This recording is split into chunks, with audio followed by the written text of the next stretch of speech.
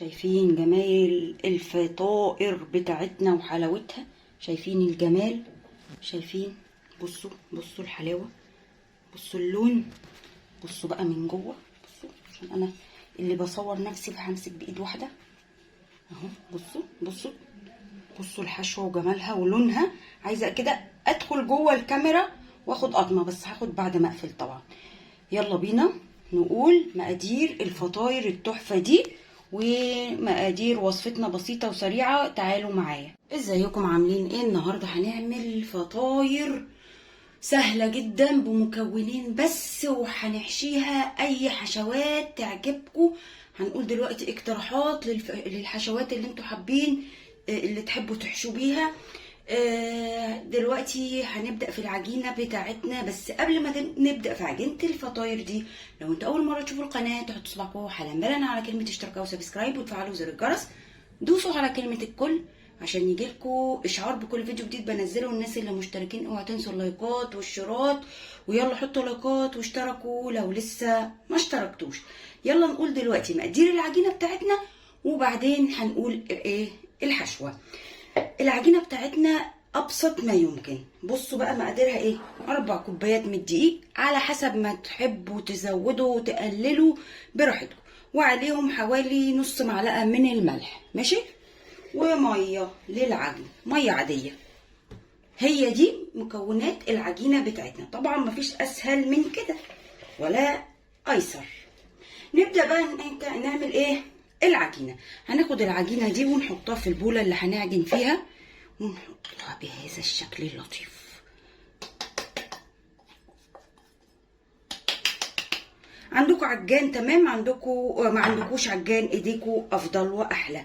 انا بحب العجن بالايد اهو. قلب بس شويه الملح عشان انا حطيتهم وما قلبتهمش. هنبدا نحط الميه، مش لازم الكوبايه دي، ممكن اقل ممكن اكتر. انا بس اخدها معايا، دي كوبايه معياريه، معيارها كوبايه، جايباها بس معايا عشان تبقى جنبي اخد حبه حبه. هنبدا ناخد الميه حبه حبه ونعجن. عايزين قوام العجينه متماسك يعني بتلزق سنه بسيطه. نبدا نعجن. بسم الله. نحط حبه ميه ونعجن. لو حابين تحطوا ميه دافيه عادي، يعني ميه من الحنفيه برضو عادي. في اسهل من كده عجينه؟ طبعا لا. والفطاير اسهل واسهل ومرنه وحشواتها مرنه والدنيا حلوه جدا.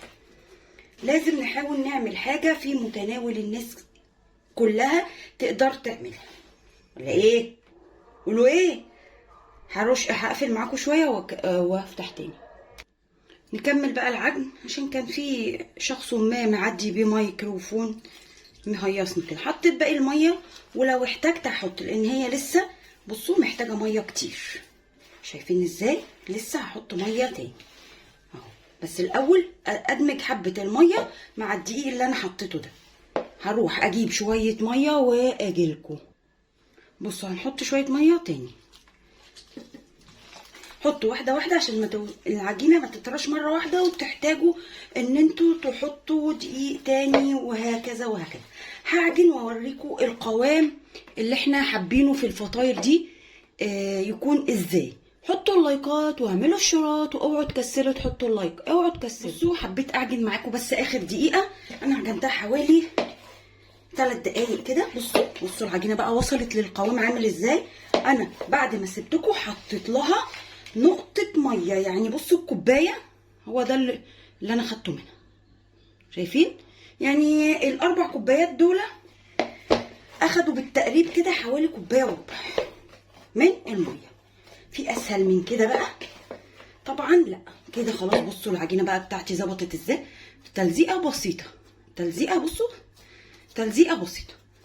هنعمل ايه بقى؟ هنشتغل في العجينه كده مش هينفع. هنعمل ايه؟ هحط بس نقطه من الزيت في البوله، واحنا النهارده هنشتغل بالزيت. نقطه كده صغيره هدهن بس بيها كده البوله، وهسيب العجينه بتاعتي دي هغطيها. طبعا هي ما فيهاش خميره ولا حاجه. هسيبها حوالي ربع ساعه، نص ساعه، ساعه، انتوا ووقتكم. عندنا بس كده عشان متعملش قشر. احنا كده كده هغطيها بقى، ولما ترتاح شويه هرجع لكم وبعدين نقول له هنعمل ايه حطوا اللايك، اوعوا تكسلوا تحطوه، ما تزعلونيش منكم. بصوا هنا العجينه بعد ما ارتاحت شويتين 3 اهي، شايفين؟ عندي صينيه كده مدهونه بدهنه زيت او دقيق اي حاجه، وهبدا اقسم الفطاير بتاعتي حسب الحجم اللي انتوا تحبوه. بصوا انا هقسم الحجم ده واشوف اهو. تلموا كده، بصوا العجينه مريحه وتحفه معايا ازاي اهي. لقيتها كبيره هاخد انقص يعني على عدد حسب العدد اللي انا حباه اهو.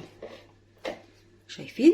نقسمها كده ونلمها كده بقجه كده من تحت زي ما انتوا شايفين. شايفين ازاي؟ هقسم بقى العجينه كده، واما خلصت تقسيمها هرجع لكم.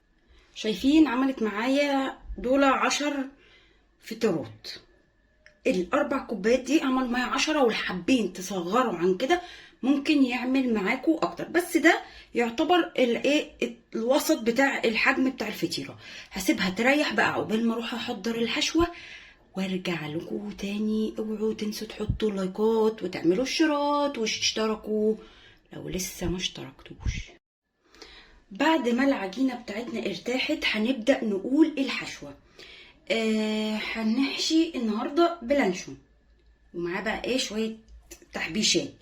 هقول لكم شويه اقتراحات للحشوه. الفطاير دي مرنه جدا زي ما انا قلت لكم. تحشوها اي حشوه حابين تحشوها. ممكن نحشيها حلو، ممكن نحشيها حادق. طب نقول الحلو عشان انا في دماغي فكرتين بس.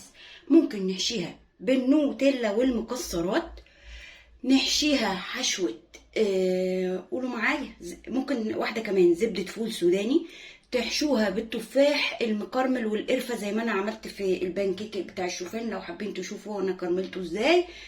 يعني دول اللي في دماغي لحد دلوقتي اللي احنا نحشيها حلو. طب الحادق بقى ما اقولكوش بقى. تحشوها فراخ، لحمه مفرومه، تحشوها مشكل جبن، بسطرمه، صدق، بطاطس مهروسه، وتعملوا لها شويه تتبيله كده وتحطوا لها شويه جبنه موتزاريلا او ميكس جبن. تعملوها هي الفطاير ميكس جبن مع الخضار. اي حشوه تيجي في بالكم حلوه او حادق ينفع نحشي بيها الفطاير دي. طب يلا بقى نقول ايه الحشوه بتاعتنا بتاعت النهارده. معانا اهو لانشون اي كميه طبعا حسب الفطاير اللي انتوا عاملينها، جبنه موتزاريلا، جبنه رومي، اي حاجه في الحشوه دي مش حابينها مش عندكم طبعا براحتكم، دي حاجه براحتكم مفتوحه. جبنه رومي مبشوره، زيتون، طماطم، فلفل، ومعانا كاتشب ده اختياري برضو لو حابين تحطوا كده رشه كاتشب، حابين مش حابين برضو براحتكم. يلا بقى نبدا نشيل الحشوه دي كده على جنب ونشتغل في العجينه. هبدا كده اوسع طريقي. طب هشيل الحاجات دي وارجع معاكم.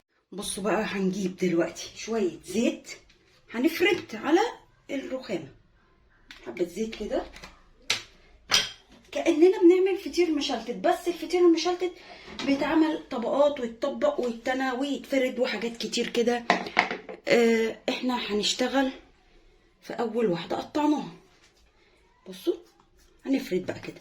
حابين تعملوا بالنشابه تمام، هنفرد بايدينا، ولو احتاجنا النشابه هقول لكم اعملوا ايه. بصوا بقى افردوا كده بايديكم، حاولوا ان احنا نعملها نرفعها. لو اتقطعت معاكم مفيش اي مشكله، مفيش اي مشكله. هجيب كده النشابه واحاول افرد بيها. لو ما اتفردتش يبقى محتاجه ان هي تريح شويه. بصوا افرد كده بالنشابه. الخرم ده ما تخافوش منه، هنظبطه. طب هسيبها تريح شويه وارجع لكم. بصوا حاولت هنا افردها على قد ما قدرت اهو، ما ريحت عشان عايزه بس اوريها لكم. هي محتاجه تريح اكتر، كل ما تريحوا العجينه اكتر هتشتغلوا فيها براحتكم. هبدا دلوقتي التقطيعات دي هتدخل في بعضها لان احنا هنلفها رول. ماشي اهو. احشوا بقى وحطوا بقى ايه الحاجات اللي انتوا حابين تحطوها. شايفين انا مش حابه ان انا اكتر من الطماطم، رشه من الفلفل، حابين تحطوا فلفل سبايسي، فلفل الوان، اي حاجه تانية حابين تحطوها حطوا. حط زيتون بقى، شايفين ازاي؟ نحط بقى شويه جبنه رومي او جبنه تركي زي ما بتكونوا تسموها، دي بتديها بقى طعم احلى واحلى. وشويه الجبنه الموتزاريلا كده على الوش وبس. هنبدا بقى نلفها رول زي ما انتوا شايفين كده. المقطوع ده هيدخل في اللي جنبه، ونقفل من الجناب كده اهو. شايفين ازاي؟ هي بتبقى شكلها يعني مش متناسق قوي، بس اهو نحاول ان احنا نظبطها، نلم الجناب كده الاطراف واحنا بنلف اهو. شايفين اهو كده عملنا اول رول معانا او اول فطيره معانا. هعمل باقي الفطاير بنفس الطريقه، ولما اجي ابدا اسويها هنيجي نكمل مع بعض تاني. حطوا اللايكات واعملوا الشراط واشتركوا لو انتوا لسه ما اشتركتوش. بصوا كده الفطاير اهي، فاضل لي 2 بس هكملهم واحنا بنسوي دول.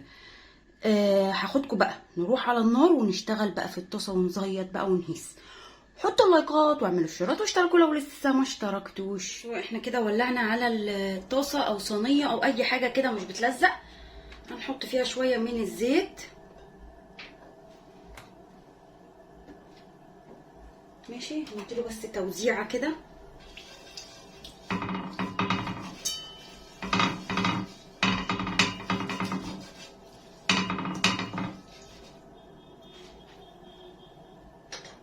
هسيبها تسخن شويتين كده مع الزيت وارجع لكم. كده الطاسه بتاعتي بدات تسخن. هاخد بقى الفطائر بتاعتي بسم الله واحده واحده كده عليها وابدا احط.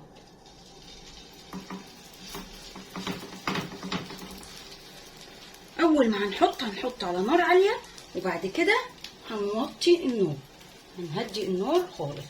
بسم الله. هي طبعا بيبقى شكلها كده مش متناسق قوي يعني.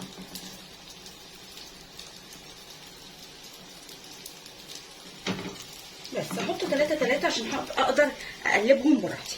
هوطي النار عليهم واسيبهم عشان الحشوه تستوي براحتها ويورقوا براحتهم كده ويتظبط حلو. لما اقلبهم هوريهم لكم. بصوا انا قلبت اهو 2. شايفين لونهم بقى تحفه ازاي؟ حابين تغمقوا عن كده تمام.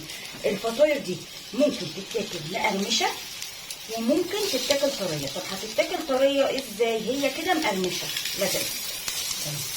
هي كده مقرمشه. طب هتتاكل طريه ازاي؟ اول ما نطلعها من الطاسه نعمل فيها نغطي بس، او نعلي النار عليها شويه صغيرين، ما نخليهاش نار هاديه، نخليها نار متوسطه. انا خليت النار متوسطه لان انا مش عايزاها ناشفه قوي. ماشي، هسيبها برضو تستوي على الجنب التاني، ولما اجي اطلعها هوريكم لونها بقى عامل ازاي. حطوا لايك، اوعوا تنسوا. بصوا بقى اللون بتاع الفطاير بتاعتي بقى خرافي ازاي. قلبتها تاني كده قلبه تانيه. بصوا عشان يبقى اللون تحفه كده زي ما انتم شايفين. طبعا اهي بصوا هبدا اطلعها. بصوا كلها هي بقت لونها تحفه كده. شايفين اهو زي ما انا قلت لكم. حابين تخلوها طريه، يلا دلوقتي بقى تروحوا مغطينها باي فوطه مطبخ كده سخنه وتظبطوا حالكم بقى. بصوا اللون بقى التحفه ده. شايفين؟ هكمل باقي الفطاير بنفس الطريقه ونقدمهم بقى مع بعض. حطوا اللايك. جمال فطايرنا. الباقي بقى سايباه لسه بيستوى اهو على النار، بس انا حبيت ان انا اوريكم الحبه اللي انا سويتهم تحفه. ريحتهم خطيره. حبه بس نقطع واحد كده ونشوفه. بسم الله.